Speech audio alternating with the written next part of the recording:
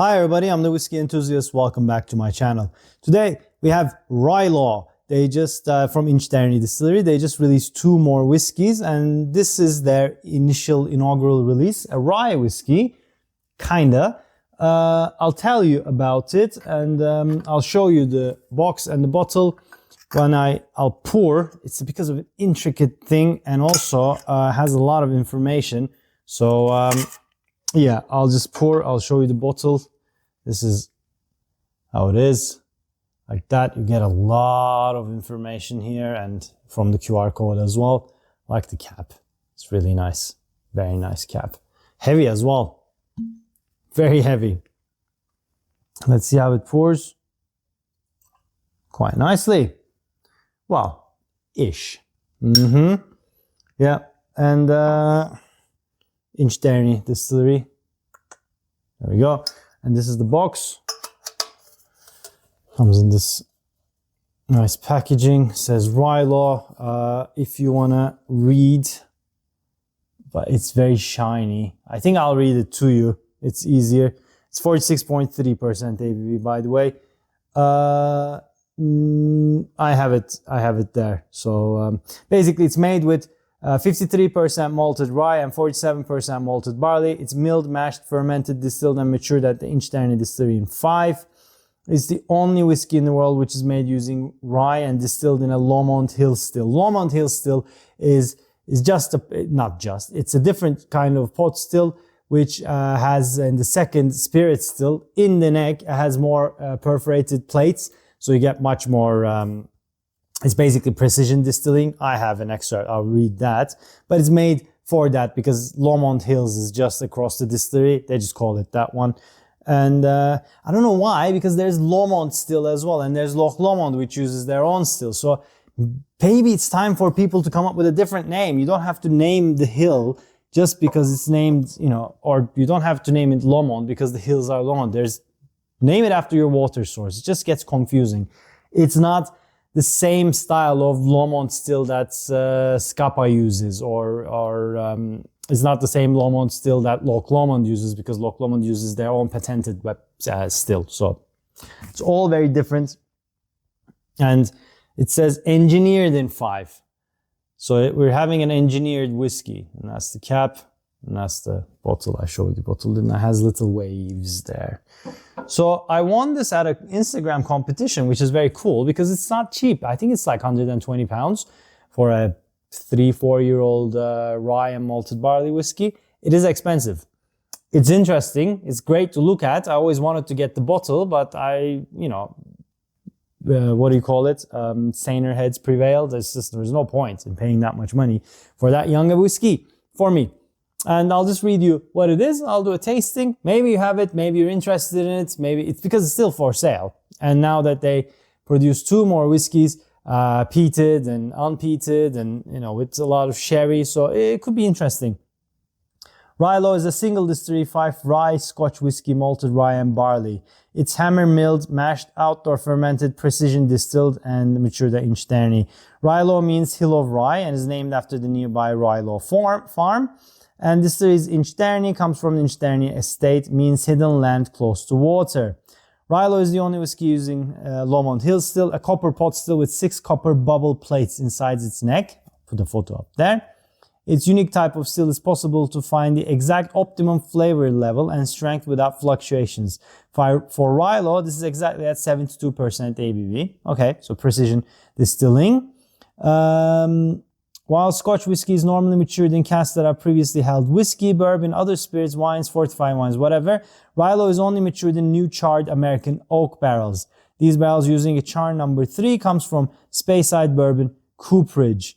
So if this was American, it could be called a rye whiskey because it's 51% rye and new charred oak. The mash bill consists of 53 malted rye and malted barley, 47% malted barley. Ryelaw qualifies as a single distillery rye whiskey if it had been made in the US. where it would have adhered to the US rules. For American rye whiskey, Ryelaw is Scottish, and currently there's no legal definition for rye whiskey, despite Inchdairnie proving this to the Scotch Whisky Association that rye was used at some distilleries when Alfred Barnard visited distilleries back in the day, in 1886, sorry.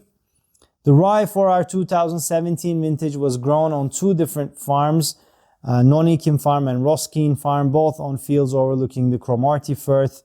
Rye variety is Magnifico and the barley variety is Concerto. New release every year, so every year there'll be a new vintage. It will always remain true to the flavor of DNA. The Inchdairnie Distillery was literally built around our mash filter. It's installed before the walls and roof went up. So instead of a mash tun, they have a mash filter. The unusual system allows us to extract not only more flavor, but also more sugar. It can handle a variety of grain types. However, it requires a different style of milled grain than the standard mash tuns. For that reason, they have a hammer mill. While whiskey distilleries use traditionally roller mills, Inchdairnie uses hammer mill, which almost pulverizes the grain, allows it to pass through a metal sieve at the bottom of the mill. This conversion from starch to sugar begins in our mash conversion vessel before being passed into the mash filter. So it's a completely different way of producing whiskey. I urge you to go to their website because it gives videos, which is much more visual, which is really, explains it much better than I'm reading this here. It's a nice thing to see in a visual thing. And it tells you similar things here. Their fermentation time is quite low, actually, 60 hours, which is not a lot. And this is a 2017 and bottled in 2022. So this is a 5-year-old whiskey. 46.3% ABV. It is non-chill filtered. And it should be natural color.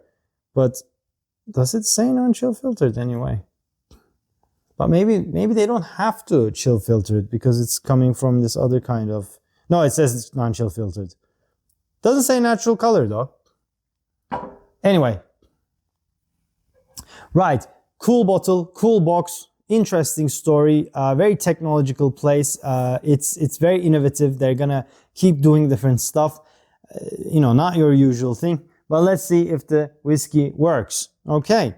On the nose. It's like apricot juice. Okay, I like rye whiskey. It's very spicy. It gives me peppermint, eucalyptus, and herbal notes. Whereas now this one, it starts off with apricot juice, really sweet. But then the back end, on the nose, I get a lot of pepper, a lot of spice, a lot of grassy notes. Very green. But it's initially incredibly sweet on the nose. With hints of spearmint and some eucalyptus I get. Okay, let's see on the palate. Okay, palate is acting more like rye, but not completely. It's not as spicy as rye. It's still spicy. The apricot juice is overpowering. It's really the most dominant flavor there. It's sweet. There's a synthetic sweetness there. It's like apricot gummy bear, basically. There's a synthetic sweetness, but the apricot flavor is there. So it's apricot gummy bear. There's spice, there's pepper, there's grassy notes. And a bit more hints of spice and pepper. It's medium with more sweet notes. Yeah, I mean, can't really figure much out. Sweetness, synthetic sweetness, and apricot notes. Let me get some water. Maybe we play around with water. Okay, poured the water in. Let's mix it up a bit. Not too much. Do not agitate too much. That's what they say. It calmed the sweetness down, which is good for me. Get more herbal notes. A bit more metallic note comes out now. For a new charred oak, and a lot of number 3 char, which is not the highest but not the lowest either. I don't get a lot of burnt note, a lot of smoke. On the palate, I get a lot of spice, which is, new oak, yes, but I was expecting to get a bit more smoke and burnt notes, but I don't. Okay, the nose became with water, much more fresher. You get more herbal notes there, more grassy. The apricot notes took a back end, and I get more eucalyptus and mint on the palate. Right. This is one of those rare whiskeys, for me, works with water more. I didn't like the synthetic sweetness in the beginning. It now toned it down. It's now become a very balanced whiskey. I think it's good for them to bottle it at 46.3, and maybe some of them I really like it. But for me, I think it works better at like 43 or something. I didn't precision and add water to it, but I'm assuming that's where it's now, because it became a much more balanced whiskey for me. The spiciness just toned down, the sweetness toned down. It became a more rounded whiskey, much easier to drink, because I started drinking it with friends over there. It just overwhelmed me. It was too sweet. Whereas with water, its rye qualities started to shine a bit more without being too overpowering.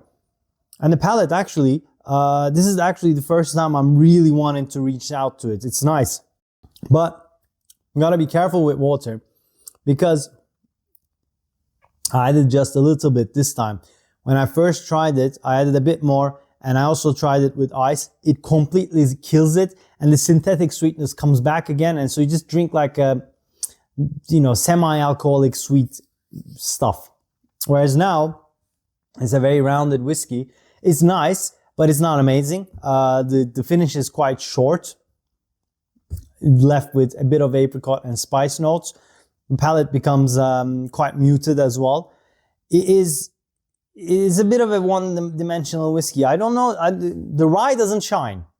I think they use too much malted barley for the rye to shine. You're thinking it's a rye whiskey, but I think rye needs a bit more corn as well if you're going to mix it with other stuff.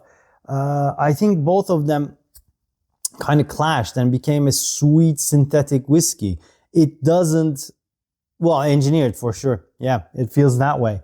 I am not sold on it. I'm sold on the bottle design. I'm sold on the story. I'm sold on the box and everything. And I'm happy that I didn't pay full price to this. I wasn't ever going to. So I'm very lucky to have won this at the competition. I'll continue to share it with friends.